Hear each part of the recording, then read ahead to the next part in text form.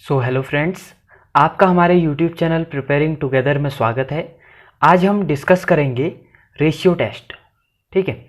सो हमारा जो आज का टॉपिक है डी-एलम्बर्ट्स रेशियो टेस्ट, जिसे कि हम शॉर्ट में रेशियो टेस्ट कहते हैं। रेशियो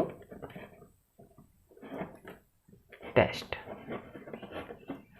ओके, तो आज हम डिस्कस करने वाले हैं ratio test.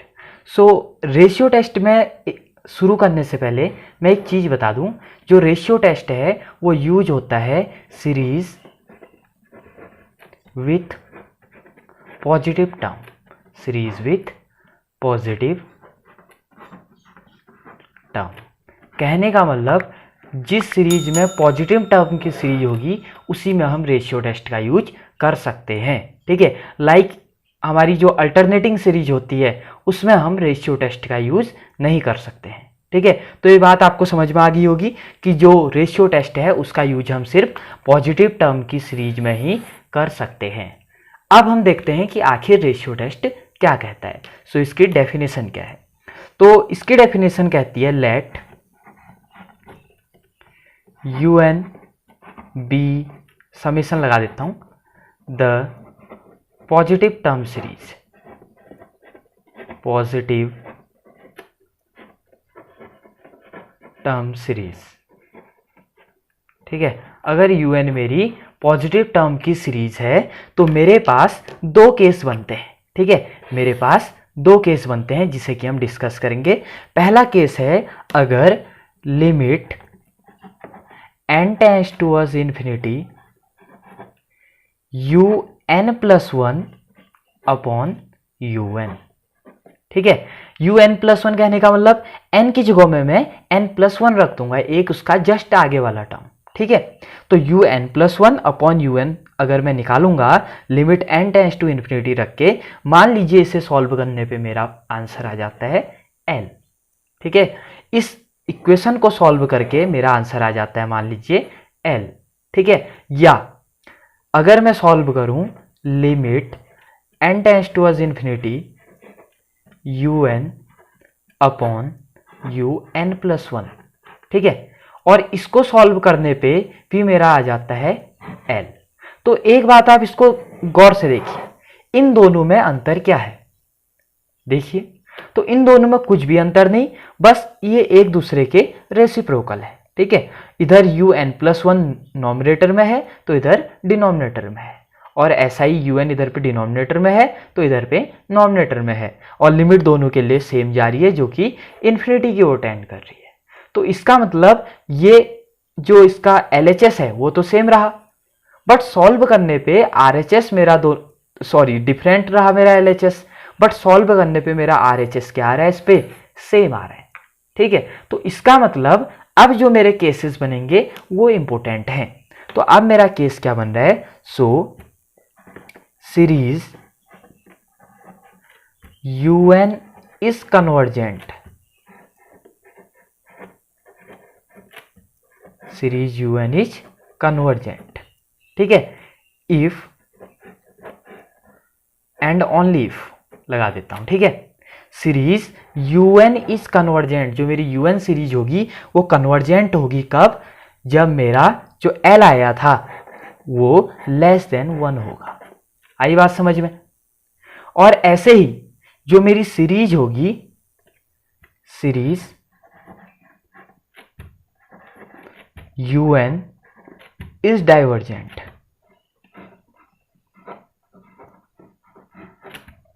UN is divergent if जो मेरा L है, ठीक है, जो मेरा L है वो ग्रेटर देन 1 आ जाए। ठीक है। तो इजी था, अगर मैं UN+1 अपॉन UN करूं limit n tends to infinity लगा के, और मेरा वो सॉल्व करने पे L आ जाता है, तो मेरे पास दो केस बनते हैं। सीरीज UN मेरा कन्वर्जेंट होगा जब L लेस देन 1 होगा, और सीरीज मेरा डाइवर्जेंट होगा जब L ग्रेटर देन 1 होगा। ऐसे ही अगर मैं इस केस की बात करूं तो इस केस में देखिए सीरीज UN इज कन्वर्जेंट।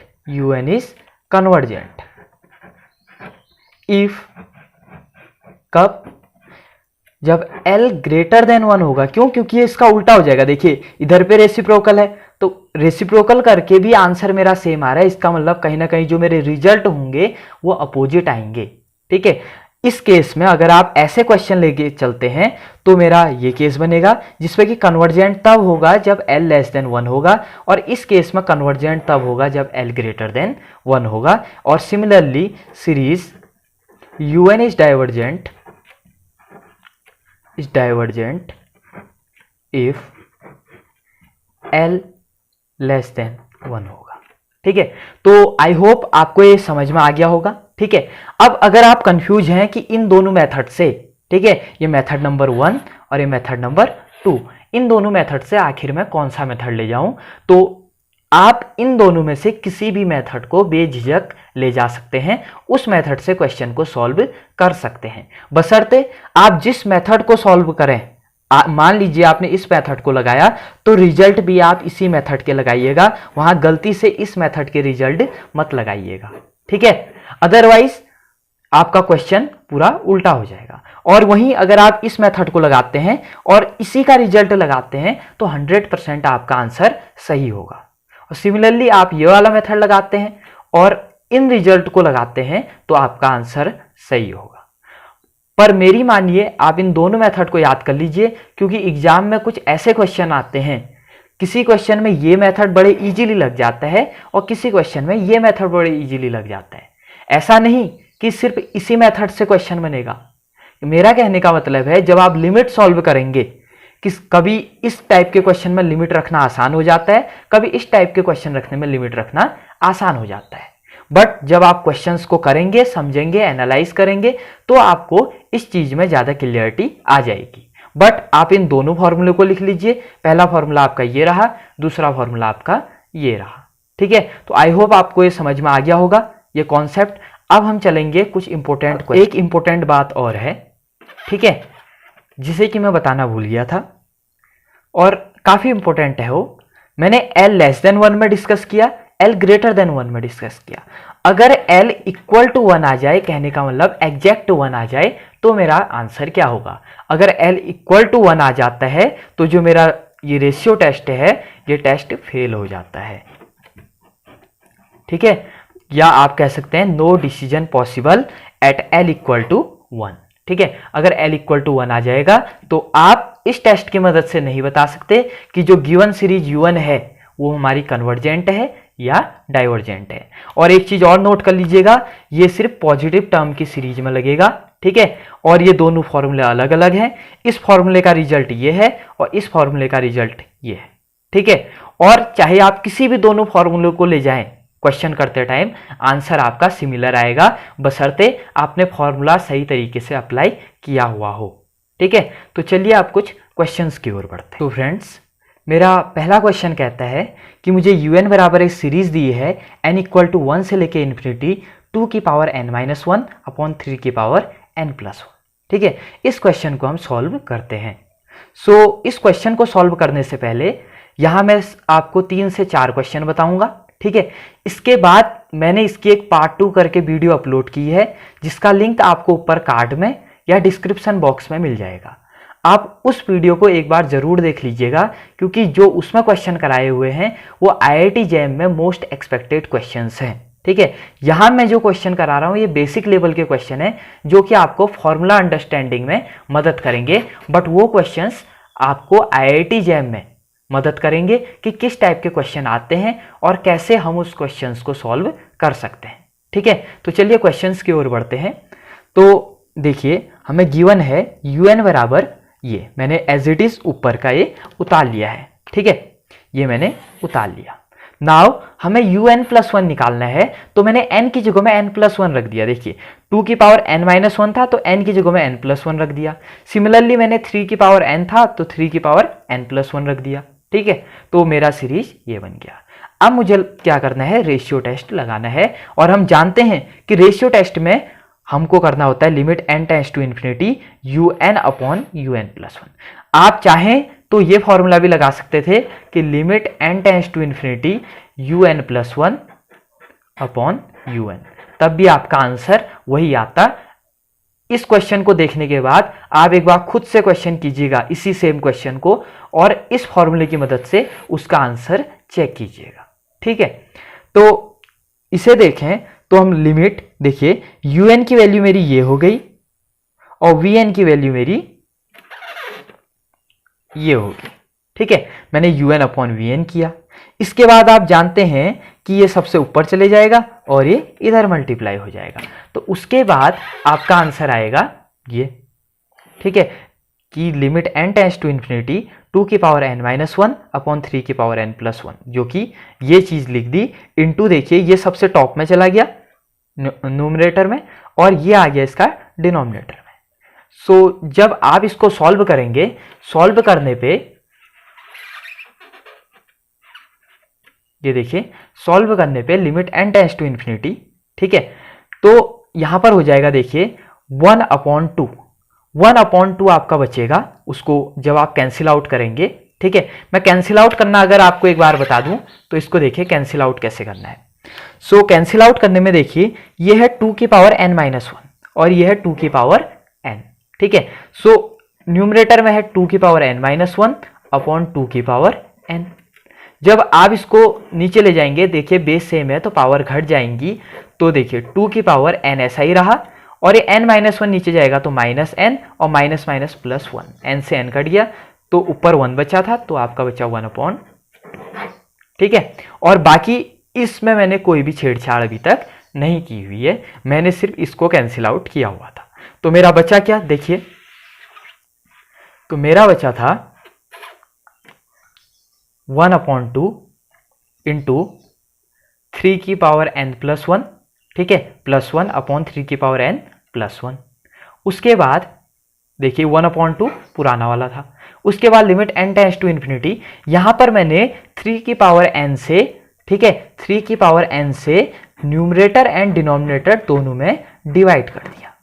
ठीक है, तो डिवाइड करेंगे तो देखिए 3 की पावर n प्लस 1 में अगर मैं 3 की पावर n डिवाइड करूं तो क्या बचेगा, सिर्फ 3 बचेगा।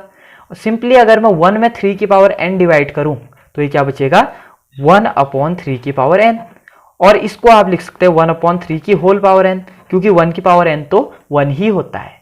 ठीक है, और सिमिलरली 3 की पावर n को मैंने 3 की पावर n से डिवाइड किया, डिनोमिनेटर में भी करना था क्योंकि मुझे डिवाइड, तो यहाँ पर बचा मेरा 1, और सिमिलरली यहाँ पर 1/3 की पावर n, जिसे कि मैं लिख सकता हूँ 1/3 की होल पावर n। ठीक है, और जैसे ही मैं यहाँ पर लिमिट रखूंगा तो मेरा आंसर आ जाएगा 3/2। अब नोट करने वाली बात है, अगर आपने इस फॉर्मूले को लगाया होता तो आपका आंसर आता तब 2/3। ठीक है, देखिएगा जब आप क्वेश्चन बनाइएगा तो आपका आंसर 2/3 आएगा, बट यहां पर मेरा आंसर आया है 3/2। सिंस un/un प्लस 1 बराबर मेरा जो l आया, l था मेरा 3/2, ठीक है, जो कि मेरा l होता था। तो जो l आया मेरा, यहां पर मैं आपको दिखा दूं, ये देखिए, ये देखिए, ये un/un प्लस 1 इक्वल टू मेरा आया l। ठीक है, सिंस जो l है वो ग्रेटर देन 1 है, इसका मतलब सीरीज मेरी कन्वर्जेंट होगी। सिमिलरली 3/2 जो होता है ग्रेटर देन 1 होता है, हैंस बाय रेशियो टेस्ट, ठीक है, गिवन सीरीज इज कन्वर्जेंट। ये गलती से मैं डाइवर्जेंट लिख दिया था, गिवन सीरीज इज कन्वर्जेंट। तो आई होप आपको ये पूरा क्वेश्चन समझ में आ गया होगा, इसको आप एक बार खुद से प्रैक्टिस करने की कोशिश कीजिएगा। तो चलिए अगले क्वेश्चन की ओर बढ़ते हैं। सो फ्रेंड्स, मेरा अगला क्वेश्चन है 1 square into 2 square upon 1 factorial plus 2 square into 3 square upon 2 factorial plus 3 square into 4 square upon 3 factorial up to infinity, जो कि एक पॉजिटिव टर्म की सीरीज मुझे दिख रही है। ठीक है, अगर आपको पॉजिटिव टर्म की सीरीज क्या होती है, अल्टरनेटिंग सीरीज क्या होती है, इस चीज़ के बारे में अगर आपको अभी आपका कॉन्सेप्ट क्लियर नहीं है तो आप हमारी एक बार कंपैरिजन टेस्ट वाली वीडियो भी जरूर देख लीजिएगा। ठीक है, आप हमारी वीडियोस में जाइएगा और वहाँ आपको IIT JAM से जुड़ी हर एक वीडियो इजीली मिल जाएगी। ठीक है, और सभी वीडियो 20, 25 या 30 मिनट लंबी है।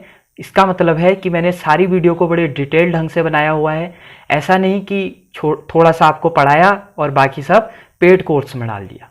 ठीक है, सब कुछ फ्री ऑफ कॉस्ट है, आप जाइए, पढ़िए, रिव्यू कीजिए, और अगर आपको ज़रूरत है कि मैं कुछ और इम्प्रूवमेंट करूं या आपका कोई सजेशन है तो कमेंट कीजिए। तो चलिए इसकी ओर चलते हैं, इस क्वेश्चन की ओर। बड़ा सिंपल है, बड़े तेज करेंगे हम इसको। un बराबर हमको दिया हुआ था। ठीक है, un मैंने निकाला कैसे, देखिए ये 1 स्क्वायर, 2 स्क्वायर, 3 स्क्वायर, ऐसी nth टर्म हो जाएगी मेरी n स्क्वायर। अगर ये 1 है तो ये 2 है, ये 2 है तो ये 3 है, ये 3 है तो ये 4 है। तो सिमिलरली अगर nth टर्म में ये n है तो ये n प्लस 1 हो जाएगा। और सिमिलरली इन सभी की जगह में स्क्वायर है तो यहाँ पर भी स्क्वायर आ गया अपॉन, ठीक है, 1 फैक्टोरियल, 2 फैक्टोरियल, 3 फैक्टोरियल, तो n की जगह में n फैक्टोरियल। ठीक है, एक बात इस क्वेश्चन को करने से पहले कि जो भी क्वेश्चन फैक्टोरियल वाले क्वेश्चन आते हैं, ठीक है, जिस क्वेश्चन में फैक्टोरियल आए तो एक बार उस क्वेश्चन में रेशियो टेस्ट को जरूर अप्लाई कीजिए। ठीक है, क्योंकि जो मेरा अपना अनुभव कहता है कि फैक्टोरियल वाले अधिकतर क्वेश्चन रेशियो टेस्ट से इजीली बन जाते हैं। ठीक है, तो यहां पर मैं un+1 निकालता हूं। un+1 बराबर क्या हो जाएगा, देखिए n स्क्वायर की जगह में मैंने n+1 रख दिया, n+1 की जगह में देखिए n की जगह में n+1 रखूंगा तो n+1+1, तो ये क्या हो जाएगा n+2। होल स्क्वायर था तो एज इट इज रहा, और n फैक्टोरियल की जगह में n+1। कहने का मतलब जहां पर भी आपका n है उसको आप n+1 से रिप्लेस कर दीजिए। ठीक है, तो इसके बाद हमारा un भी निकल गया, un+1 भी निकल गया।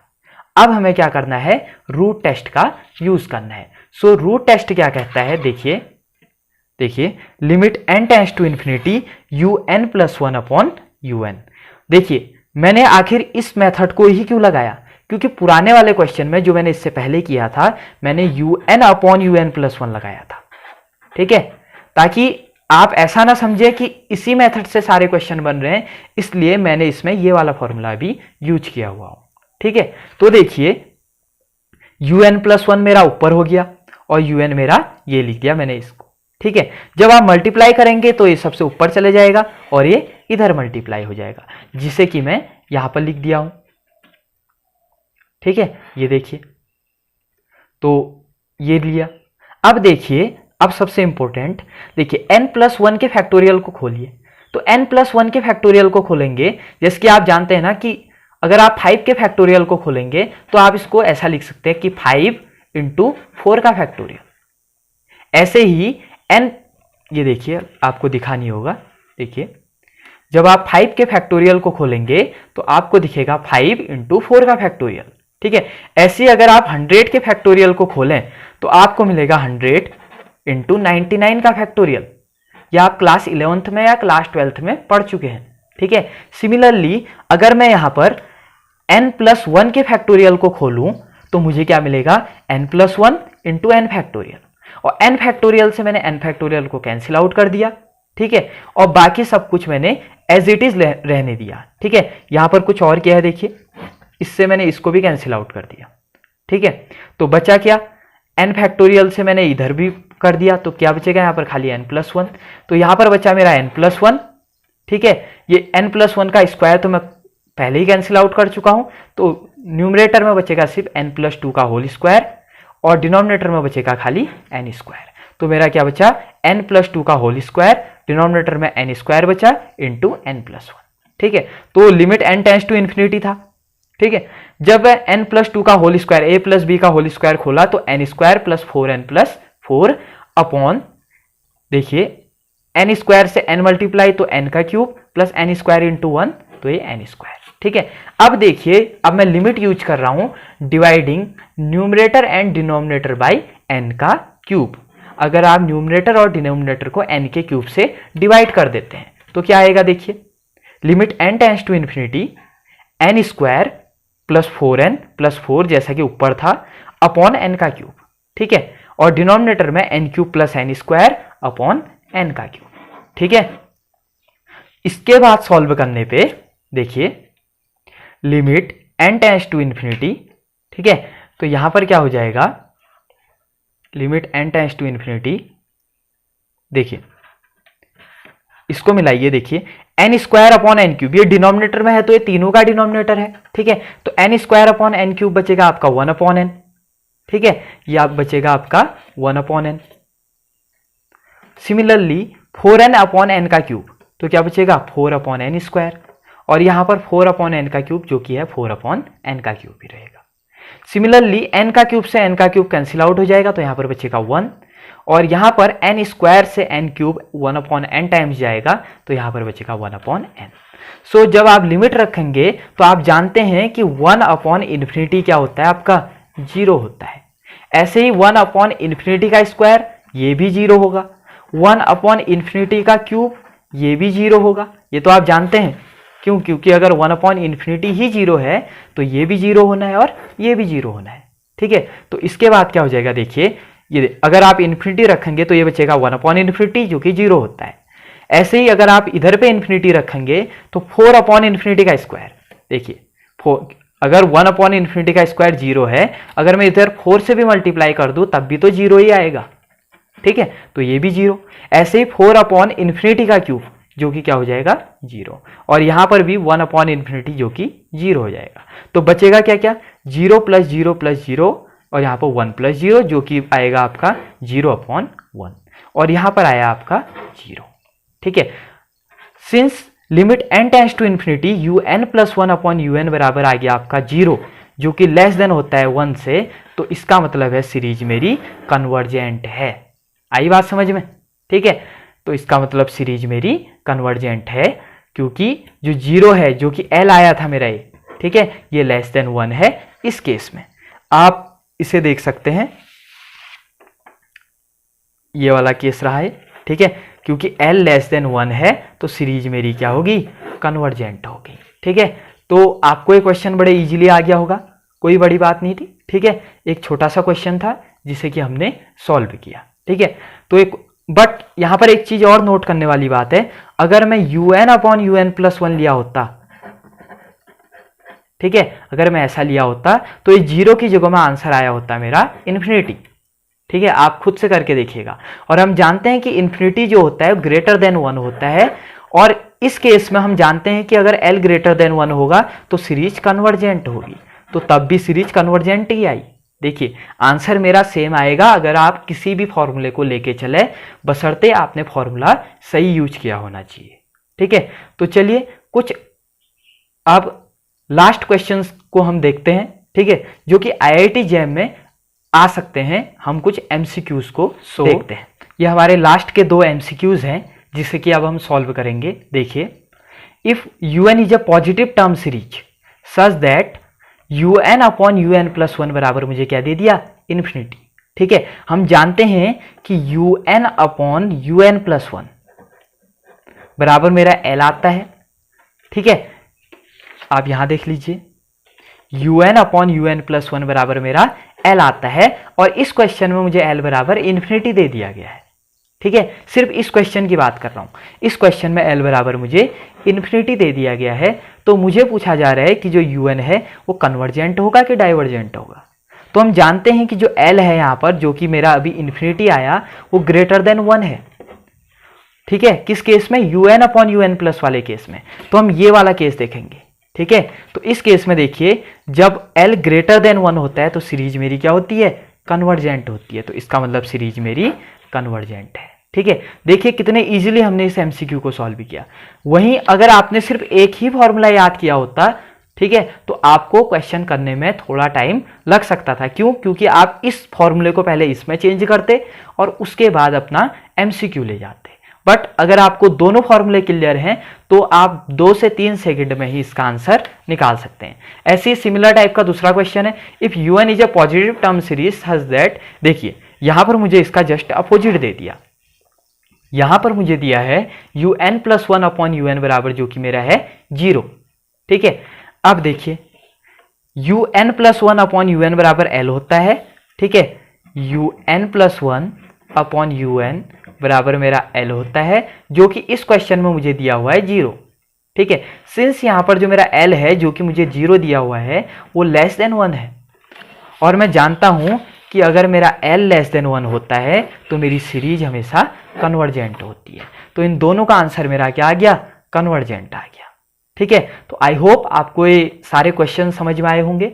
ठीक है, तो अगर आपको हमारी ये वीडियो पसंद आ रही है, हमारा प्रयास पसंद आ रहा है, तो हमारी वीडियो को लाइक कीजिए ताकि हमें और मोटिवेशन मिल सके और हम और ज़्यादा क्वालिटी कंटेंट आपके सामने ला सकें।